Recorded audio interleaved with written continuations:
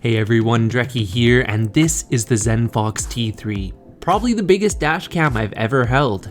And I mean, if size is important to you, well, let's just say that this dash cam has excellent video quality, especially considering that it can record 3 channels at once, forward facing at 1440p 30, interior at 1080p 30, and rear at 1080p 30.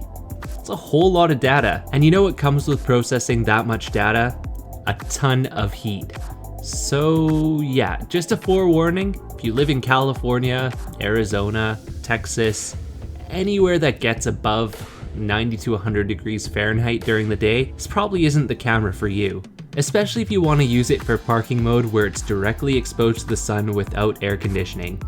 So let's take a look at the camera itself. As you've been seeing, this camera is chonky. The front lens, it moves left, right, up or down to point it in any direction. The interior facing lens moves up and down. And the rear facing camera plugs into a cable in the side, as is standard with most dual or triple channel dash cams. This camera has a pretty standard user interface for a Novatech based camera, which means it is pretty easy to understand as long as you know the button layout. So you can find the buttons here up and down, select the menu item, change the setting, and everything seems to be organized in a way that's pretty easy to understand. As per usual, I suggest configuring the camera to the settings you want before mounting it in the car. That way it's just put it in, set it up, test it, and you're good to go. The camera body itself is made out of a textured matte plastic and is quite well made. There's no gaps or creaks or anything that feels like it's going to fall apart in your hands. This camera is big, however it will mount behind some rear view mirrors, assuming that your rear view mirror isn't also a chonky boy. That's where I've got my camera set up, and as you can see, it is not inconspicuous at all. It is very, very, very visible. But for the target market of this camera, Uber and Lyft drivers for example, I think that having the camera somewhat visible might be important. That way your passenger knows they're being recorded and maybe will be on a little bit better behavior. Speaking of recording, let's talk about the video quality. And the video quality is very good overall.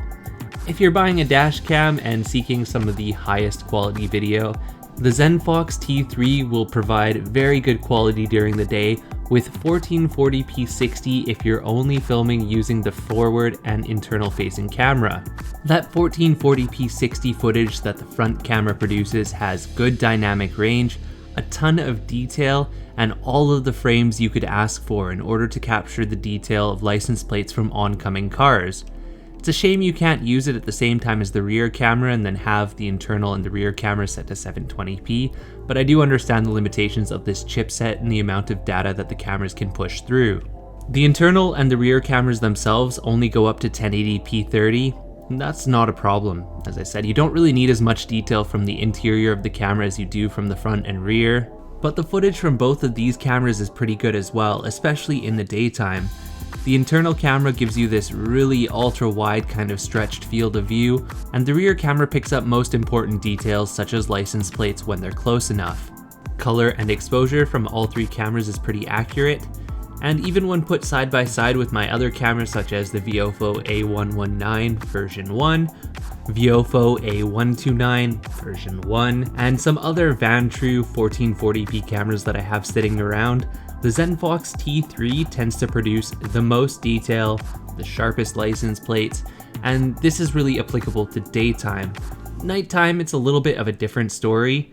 If you're driving around in the city where there's good lighting, traffic lights, street lights, that sort of thing, you know, kind of like Uber drivers do, which is this camera's obvious intended audience, then you'll find that video quality is pretty good overall. A little bit grainy, a little bit noisy, some loss of detail, and in many cases if you are stationary, still read license plates and street signs. Out in the pitch black where there's no other light, yeah, you can still see some things from your headlights, but mostly it's just a blur. Pretty similar to most other dash cams. I'm also curious how the audio will sound in a situation like this, where we're driving the electric car so it's not particularly loud. Driving through dark section that doesn't really have much in the way of street lights, but we have some good lights from the oncoming cars. First of all, my headlights are pretty good. We have some decent lighting from the road construction here, and this road is really well illuminated with retro reflectors. So we got reflectors in the ground, reflectors on the side there. So I'm curious to see how this camera will handle versus, for example, the A129 original edition, which I also have mounted. Now we have to talk about that little problem I mentioned at the beginning, the amount of heat that this camera produces. It is unbelievable how hot this camera gets. The first time I pulled my memory card out of the camera, it was smoking and I felt like it was going to leave a micro SD sized imprint on my finger. And to think that the first time I shot with this camera was in an overcast, rainy day. Imagine just how much hotter it gets in the sun. Now the default operation mode of the Zenfox T3 is just like any other dash cam. Assuming that you have a lighter jack that turns on and off with your car, it'll start and stop recording when the car starts and stops. Camera gets power, camera turns on and records, camera loses power, camera turns off. It does have a supercapacitor, so there's no way for it to stay recording with the car turned off unless you have it hardwired or plugged into a USB battery bank. The problem with the camera heat tends to be for those people who have hardwired this camera or are using a battery bank. So for example, if you're driving and it's hot out, probably have the windows down or the air conditioning turned on, and that allows some air circulation that pulls the heat away from the camera. But if you park, sunlight is directly on the camera, sunlight causes heat, and if the camera is recording at those high resolutions and bit rates, it starts to overheat. The camera doesn't shut off right away, it just drops channels. It'll stop recording the interior camera first, then it'll stop recording the rear camera, finally fully shutting down and turning off the front camera as well. This is more typical in a plus 90, plus 100 degree day like 34, 35, but I was seeing the cameras shutting down even on a 25 degree day with my car parked in direct sunlight. Now, we're coming into winter in the northern hemisphere, so if you bought this camera now, the problem wouldn't be so pronounced. But in the southern hemisphere, in Australia or South Africa, or even some parts of Asia, for example, I wouldn't recommend buying this camera if parking mode is your primary concern. If all you want to do is use the camera while driving, then yeah, it does work.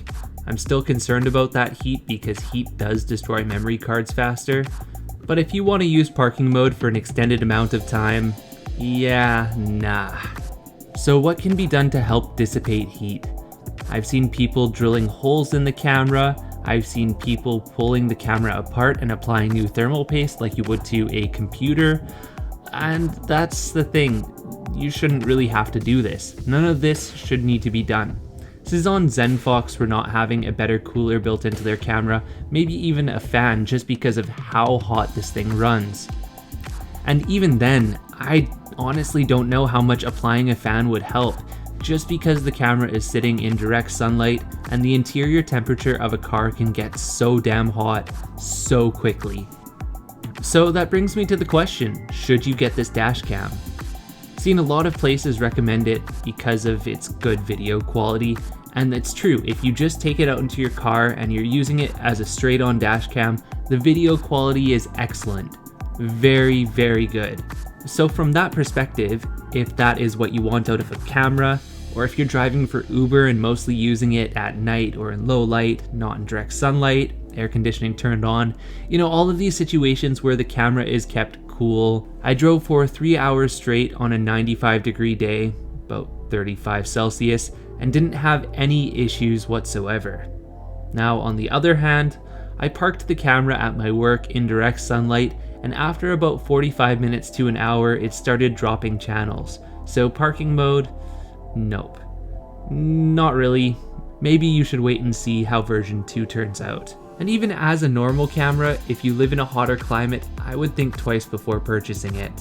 As I said, excellent video quality. If you live in Seattle or Vancouver or the UK or somewhere it rains a lot, yeah, wow. But most people don't live in those places, so definitely something to keep in mind. Hey, thanks for watching. If you like this video, give it a thumbs up, give me a subscribe, share the video. Anything like that helps the channel and helps support me make more videos.